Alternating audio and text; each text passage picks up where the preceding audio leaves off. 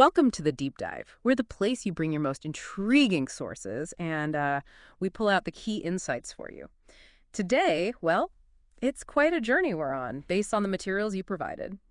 We've got some really thought-provoking stuff here, including parts of an audio called QCast Aliens and Fallen Angels, The Great Deception. Yeah, It's pretty dense material, challenges a lot of conventional thinking. absolutely.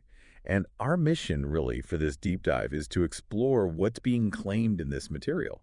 It tries to connect, well, cutting-edge science, ancient myths, even spiritual ideas to suggest there's some kind of hidden agenda happening.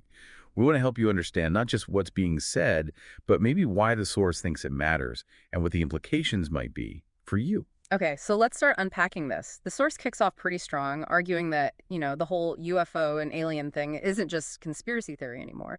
It's saying what used to be dismissed is now, well, in today's headlines, Mhm. it points to revelations coming from all different areas, science, tech, history, even genetics.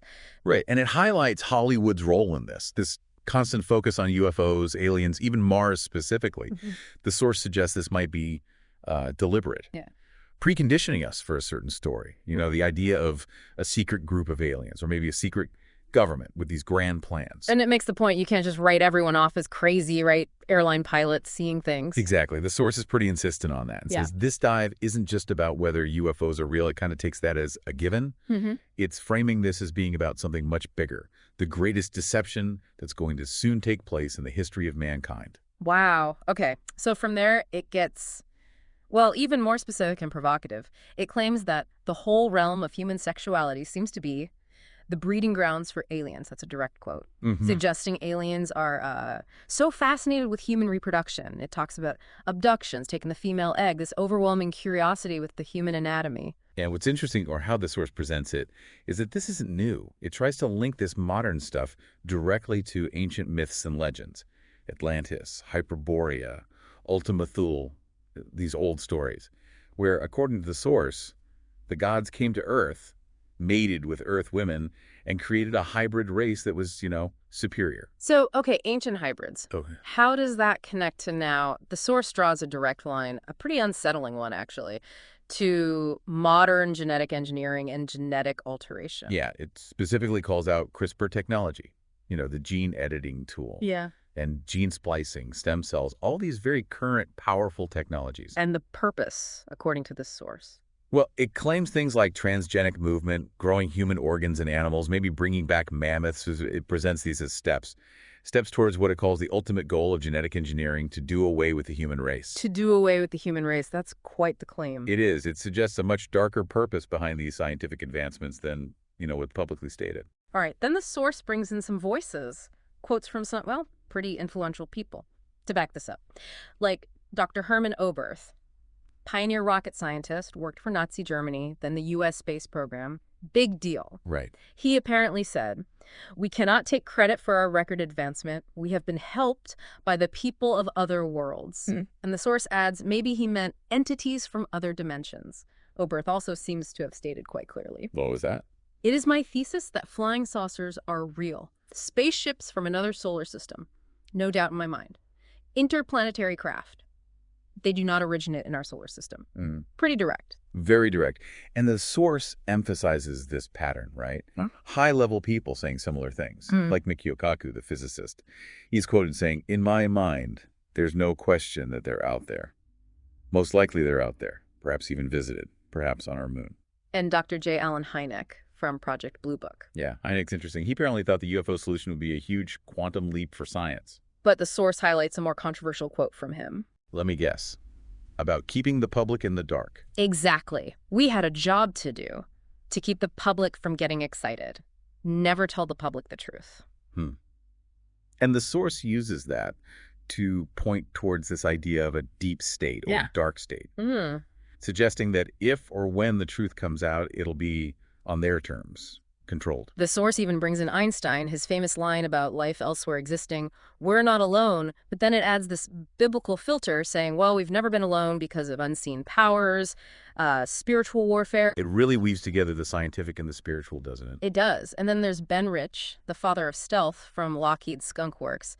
His quotes are maybe the most eye-opening. What did he apparently say? Things like, We already have the means to travel among the stars, but these technologies are locked up in black projects, and anything you can imagine, we already know how to do. Wow. He also apparently stated, we now have the technology to take ET home. Take ET home. And did he say how? Well, when asked about propulsion, the source says he replied cryptically, how does ESP work? ESP. And then clarified, all points in time and space are connected, referencing the space-time continuum. Oh, yeah, that's deep. Did he say more about the UFOs themselves? According to the source, yes. Rich supposedly said there are two types of UFOs, the ones we build and the ones they build. So confirming both exist. Seems like it.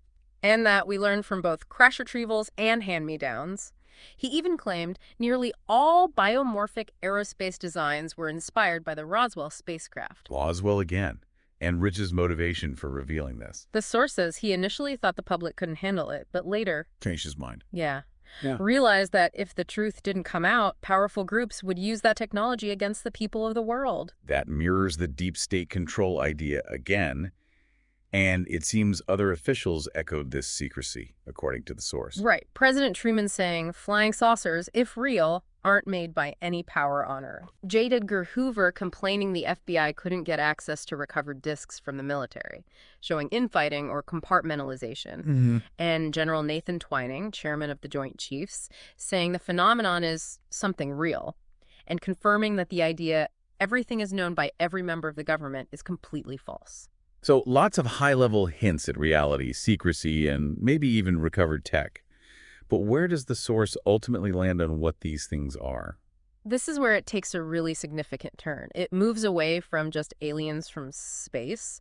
It proposes that the phenomenon is better understood as, get this, transmorphic demonic entities. Demonic entities. Okay, explain transmorphic. Capable of changing shape, changing form, and described as being of a very evil origin, not having personalities as you and I know them. So not E.T. from Zeta Reticuli, but Yeah. something else entirely, something spiritual maybe, and evil. Exactly. And the source claims they walk amongst us. Like in the movie They Live. It actually uses that exact analogy, special glasses revealing hidden non-humans. It says they can take on a human persona or an exoform.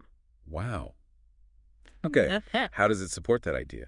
It connects it to biblical texts, specifically Genesis 6.4. In Nephilim passage. Right, where it says, angels that fell from heaven saw human women were attractive, came unto them, and fathered giants. And it brings in the Book of Enoch too, doesn't it? Found with the Dead Sea Scrolls. Yes, citing Enoch to describe these giants, incredibly tall, 300 cubits, it says, consuming everything. And eventually turning on humans. Yeah, turning against the people Yeah. in order to eat them. Cannibalism. The source explicitly links this ancient story to cannibalism in your headlines today. Also mentions a book of giants.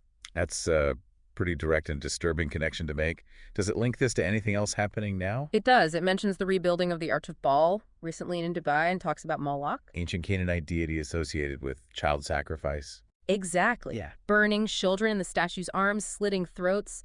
It's drawing parallels between these ancient dark practices and current events or symbols. So the implication is what we call aliens might actually be these evil spirits manifesting along with monsters. Is that the idea? That seems to be the core assertion. And tying back to the genetic engineering theme. Well, let me guess. The ultimate goal is still to do away with the human race. Precisely. It suggests big scientific announcements, maybe from CERN, will be a very big surprise, and will require discerning of spirits. Discerning spirits. Okay, this is definitely taking a supernatural direction. It fully commits to it. It claims incubus and succubus are the order of the day, linking sexual immorality directly to these entities. But it even makes a claim about the word ogre. Yeah, a strange linguistic aside, it says ogre, which it claims is the root of inaugurate, which is debatable meant an eating cannibal giant. Okay, so bringing it all together. Science fiction, ancient myths, genetics, demons.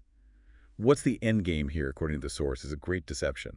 Well, the source argues we're being preconditioned, largely by sci-fi films, prepared for a future shock, a confrontation with dimensions of reality, spiritual and physical, that we just are not going to be able to cope with. And this deception might involve, what, actual events. It suggests things like strange signs and wonders in the sky, maybe three-dimensional holographic images, and potentially a presentation of mankind's creators.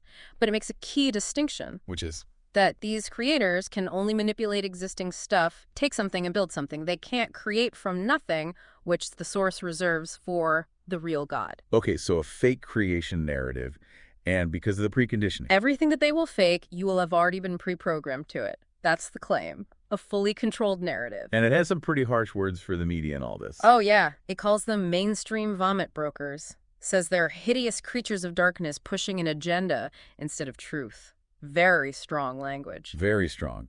And this control extends beyond just media narratives. Yes, into concepts like technoservitude, being enslaved by technology, and technisance, which sounds like technological decadence. Meaning human life becomes devalued. Relegated to a very brief flash in the pan, is how it puts it. And things like VR. Let me guess. A tool for distraction. Designed to absolutely keep the lemmings entertained, preventing people from seeking ultimate truth, which it says will actually be ultimate deception. And there are economic angles to this control, too. Definitely. It quotes Rothschild, "Give me control of a nation's currency." Points to a push for a cashless society linked to the most powerful elite. And even global issues, like starvation or environmental problems. It claims widespread starvation in Africa, the dying Pacific Ocean. These are, by design, part of the larger plan. That's a huge accusation. It also mentions food production. Yeah, the proliferation of Franken food manufacturers, as it calls them. And it predicts the imminent presentation of the first human-animal hybrids going beyond just, a mouse with a human ear. Okay, so manipulation on genetic, economic, social levels. Does it talk about technology beyond genetics, ancient tech? Yes, absolutely. It brings up advanced technology of our ancients. Ideas like ancient weapons and controlling ancient DNA are presented as central to these hidden agendas. What evidence does it point to for this ancient tech?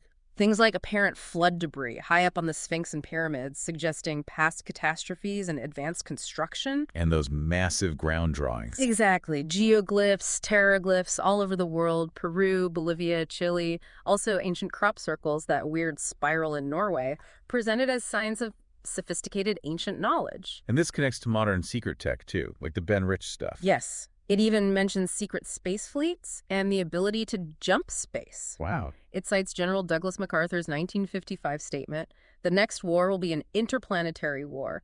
Nations of the Earth must someday make a common front against people from other planets." And the source claims. This is the war going on right now, an unseen interplanetary conflict. Okay, this is a lot to take in.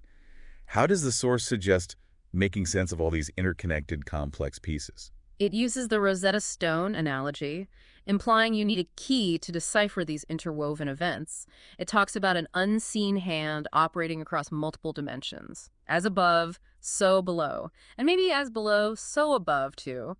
That kind of principle. So it's complex, multi-layered, and requires personal investigation. Very much so. It stresses the need for you to do your own homework, seek discernment, especially when faced with potential strange signs and wonders. Does it recommend any resources for that? Yeah, it specifically mentions books by Barry Fell, Saga America, Bronze Age America, America BC, for looking into ancient civilizations in America, presumably as evidence for some of these hidden histories. Right. So we've covered a massive amount of ground here, from UFOs becoming mainstream news, To claims about alien genetics, ancient gods mating with humans, to quotes from high-level officials suggesting suppressed technology and hidden truths. and finally landing on this idea of transmorphic demonic entities walking among us, linked to biblical prophecy and ancient myths. And the assertion that all this, the science, the secrecy, the potential supernatural element, is building towards a great deception. Yeah, controlled by a hidden power structure, a deep state, using technology and media manipulation. Which leads to that critical question the source poses for you, the listener. What if these upcoming revelations about aliens, about our origins, about our creators, what if it's not the truth? What if it's actually the deception itself, carefully crafted to mislead humanity on a fundamental level? The source really pushes you to consider that the things you think you see are not what's real. And urges you not to just accept the official narrative or those mainstream vomit brokers it mentioned. It warns pretty bluntly, if you can't handle life now, trust me, it's only going to get harder. And encourages seeking, well, truth and wisdom independently